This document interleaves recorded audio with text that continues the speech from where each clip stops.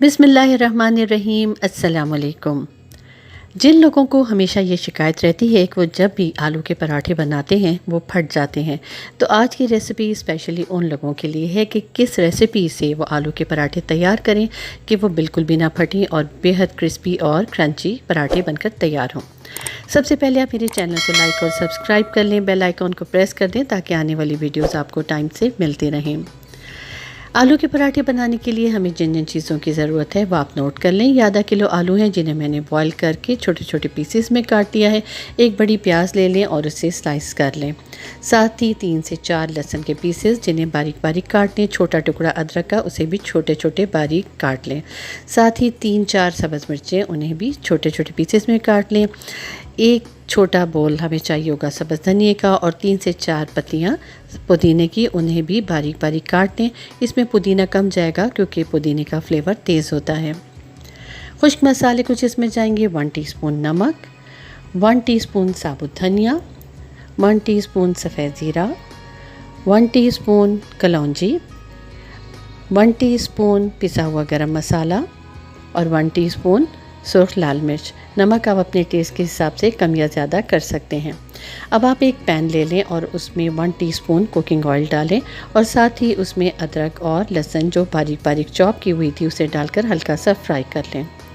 आपके साथ मैं एक टिप शेयर करने जा रही हूँ कि जब भी आप आलू के पराठे बनाने के लिए आटा गूंदें, उसमें जो आप व्हीट का आटा होता है यानी कि गंदम का जो आटा आप यूज़ करते हैं, उसमें थोड़ा सा मैदा मिलाकर उसे गूंदें तो पराठे बेहद खस्ता बनकर तैयार होते हैं। ये देखें, अदरक और लहसुन अच्छे से फ्राई हो गया था। अब मैं इसमें प्याज डाल रही हूँ और उसे भी इसमें अच्छे तरीके से मिक्स करूँगी। इसे इतना मिक्स करना है कि प्याज का पानी खुश्क हो जाए। अब इसमें कटी हुई सब्ज़ मिर्चें डाल दें और उसे भी अच्छे तरीके से मिक्स करें। आपने चूल्हे का फ्लेम स्लो रखना है ताकि सारी चीज़ें अच्छे तरीके से पकें और जलने ना पाएँ। जब सब्ज़ मिर्चें भी इसमें अच्छे से मिक्स हो जाएं तो सारे खुश्क मसाले इसमें डाल दें और फिर इसको बहुत अच्छे तरीके से मिलाएं। एक और टिप जो मैं आपके साथ शेयर करने लगी हूँ वो ये है कि आप जब भी आलू के पराठे पकाते हैं और वो फट जाते हैं तो इसकी रीज़न ये होती है कि जो हम उसमें प्याज डालते हैं वो अपना पानी छोड़ देता है, इसलिए हमारे पराठे फट जाते हैं। तो अगर आप इस रेसिपी को फॉलो करते हुए पराठे तैयार करेंगे तो ये आलू के पराठे बिल्कुल भी नहीं फटेंगे और इनका टेस्ट भी बहुत अलग सा ही होगा। ये देखिए, मसाले डालने के बाद मैंने उसको थोड़ी देर मिक्स किया था और उसमें उबले हुए आलू डाल दिए थे। अब आप किसी स्पून की मदद से इन सारे आलूओं को अच्छे तरीके से मैश कर लें।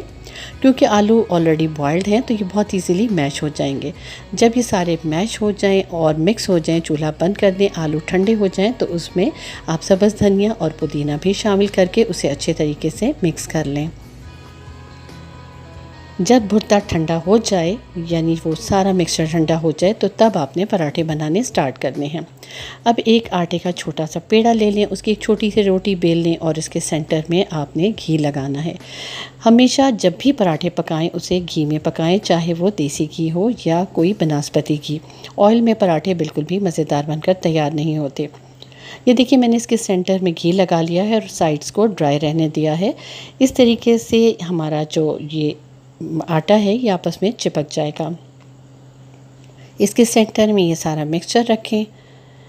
मिक्सचर आप अपनी पसंद के हिसाब से थोड़ा या ज़्यादा रख सकते हैं। अगर आप ज़्यादा स्टफिंग पसंद करते हैं तो इसमें ज़्यादा स्टफ़ कर लें और अगर कम पसंद करते हैं तो थोड़ा डालें।